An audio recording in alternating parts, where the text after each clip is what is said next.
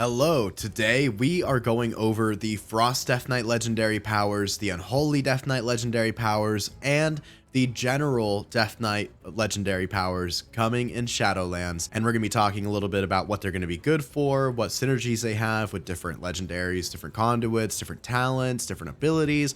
And we're just going to be going over like what is this stuff going to let you do? What are all the possibilities, you know? So I hope you enjoy the video. Let's go ahead and hop into it. First, let's go ahead and talk about those Death Knight General Legendaries. Death's Embrace increases the duration of anti-magic shell by 100% and causes all damage that you absorb to be applied as healing as well, which is amazing. This is going to be awesome for PvP. This is going to be awesome for duels against casters. Grip of the Everlasting is going to allow you to death grip twice within a 3-second window. So if any of those pesky druids or monks or anything else that can blink, run fast, teleport, or zoom, you will be able to ruin their life and grip them a second time within 3 seconds after gripping them the first time.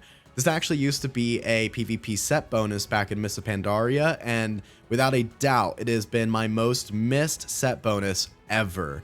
It was so much fun. It made a tremendous difference in PvP, and it makes me really sad that we can only have one legendary, because if we could have 2, 3, or 4, then you best know I'm going to be squeezing this one in there somewhere. Pheromones grants both you and your minions, a very important point for this, for you Unholy DKs out there, 10% haste while you're standing in your Death and Decay, or any other ability that would replace it, like Defile or Death's Due from the Night Fae Covenant ability. It also will cause any enemies to stand inside of your Death and Decay or other ability to cower in place, which is very nice, to cower in place for 3 seconds, and has a chance to do that to all targets standing in your Death and Decay each time it ticks and does damage. This is good for PvE-centric Unholy DKs and Frost DKs. 10% free haste is always nice, and it synergizes really well with the Death Due Night Fae Covenant ability and with Defile and all of that jazz that we're going to be talking about a little later. Super Strain makes your Frost Fever, Blood Plague, or Virulent Plague apply the other two automatically whenever you apply your Z's. This is awesome because back in the day, all 3 specs could place all 3 of those diseases on a target, except for maybe Frost. There's been a lot of iterations on that, but at one point, at least Unholy could use all 3. And it was really cool. It really sold the pestilence and the disease gameplay, and it really sold that like harbinger of death that Death Knight is. It really made you feel like a Plague Knight, and that was pretty cool. So definitely very nostalgic, but I think once again, people are going to be very hard pressed to want to use this one when you compare it to some of the other options there are, because wow, are there some really good legendaries. Now, let's start talking about the Frost DK specific legendary abilities. Absolute Zero makes Frostwyrm's Fury have a 50% reduced cooldown, putting it at a 1:30 cooldown. This lines up much better, obviously, for Frost DK and its burst rotation. And on top of that, it also makes Frostwyrm's Fury root all targets hit in place for 3 seconds, which is really awesome. This is pretty cool, not my personal favorite by any means. It's definitely going to find its place in a build that is more focused on high, consistent burst AoE kind of damage. It's not going to be found probably as much in PvP, although you guys will most certainly surprise me and find some way to make it absolutely amazing in PvP. I can see some Mongocles really enjoying this if you want to make sure that you're able to kill that healer in 1 or 2 goes.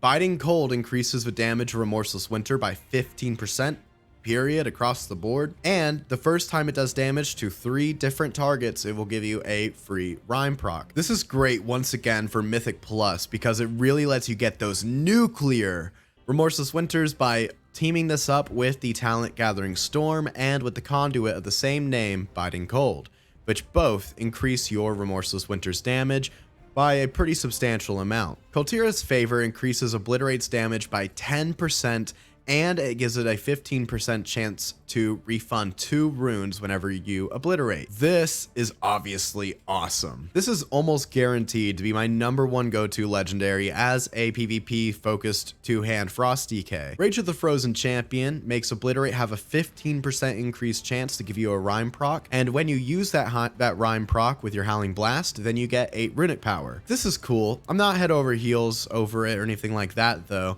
Part of that is knowing that it won't compete with either Kultira's Favor or with the Remorseless Winter Biting Cold legendary ability in either AoE or single target. Howling Blast just isn't strong enough of an ability. And on top of that, 8 runic power really isn't enough to even get me out of the bed in the morning. I mean, it's not much. We're pretty runic power saturated as both dual wield and two hand as it is.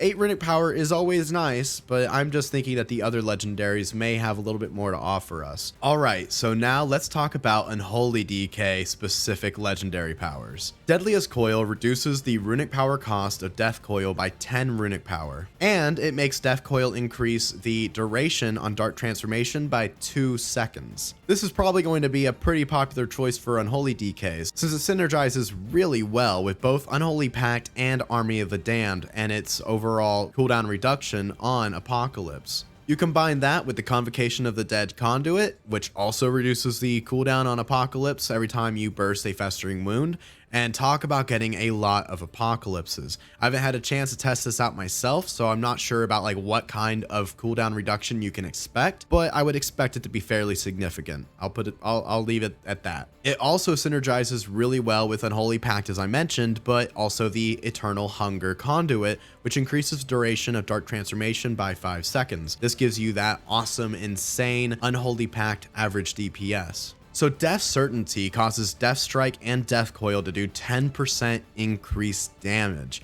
On top of that, it reduces the cooldown on Death and Decay and Defile by 2 seconds each time you use Death Coil or Death Strike. This synergizes not only well with the last legendary that we mentioned, if we could ever stack them, but it also synergizes really well with the Night Fae Covenant ability Death's Due.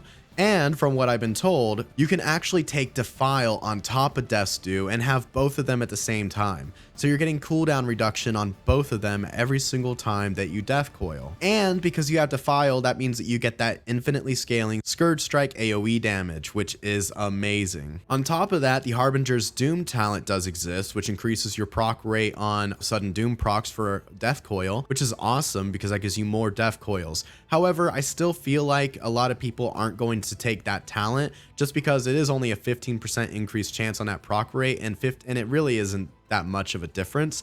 But what is really noticeable is when you take Harbinger's Doom, I mean, wow, the dead zones, guys. I'm not playing. Like, if you doubt me, just go play the PTR. The dead zones with that talent are insane. However, what I can say for sure is that right now, given all these synergies and what it's looking like, is that I just gave you the entire meta for Unholy DK in Mythic Plus. Like this legendary, the Night Fae Covenant, the Conduit, all that stuff. I mean, that's the meta. If Blizzard doesn't nerf this, which I bet 20 bucks they're gonna nerf this into the ground any day, then honestly, if your plan is to do Mythic Plus as an Unholy DK, like that's the only way to go. If you're trying to like be top of the charts. So I kind of hope that they nerf this into the ground and they don't make it quite so good, just so that you don't feel like an idiot if you pick anything else. But at the same time, it is really good right now. It is very good, and I'm sure it is a lot of fun. Frenzied Monstrosity makes your Dark Transformation also increase your and your pet's attack speed and damage by 20%. This is going to be massive for Unholy Pact. This is probably going to make Unholy Pact like the de facto go-to like open world questing kind of build, and it might even find its place in other kinds of content too. I just am not really an expert enough to say that for sure. But what I do know is that this is going to be really strong, and you team that up with some of these other legendaries, like I said, if we can ever stack them, and the conduits to give you just super long Dark Transformations and all this other stuff on a Holy Pact. And I'm telling you, that constant DPS, that consistent DPS, that average DPS, it's just going to be through the roof for Unholy DK. Next up, we have Reanimated Shambler. This legendary power makes it to where your attacks have a chance to summon a super zombie that will shamble forward towards your opponent and explode, dealing 124% of your attack power as damage, as shadow damage. So that means that it will scale with the mastery from Unholy DKs, and since this is technically a pet, a minion, or whatever you want to call it, I believe its damage scales in 2 ways off the mastery, it being shadow damage and it being pet damage. So talk about a very strong ability. In PvP, it might not be good because I'm assuming, like the PvP talent that's very similar to this, that it will probably be killable. So in PvP, people just kill it before it ever reaches them. But talk about cheese. This is the cheesiest cheese that has ever cheesed, my friends. And it sounds like a lot of fun, but I'm sure it will probably never find its way into the meta unless it just does absurd amounts of damage. And I have been told that on beta right now, it has a proc rate of about 1.5 per minute. So that's not a bad proc rate. We're just going to see what that damage really looks like and exactly how cheesy it is. And who knows, it could be like a secret hidden killer, or it could just be something that you keep around in your bags and you pull it out in the occasional duel or whatever when you just want to watch.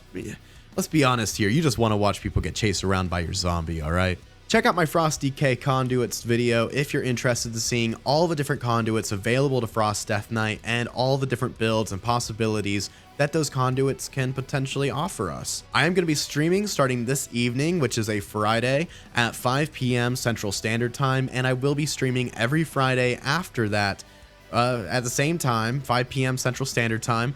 And so I really hope that you guys drop by and say, hey. Please hit that like button. It helps tremendously with the algorithm. Hit subscribe if you want to see more videos like this from me.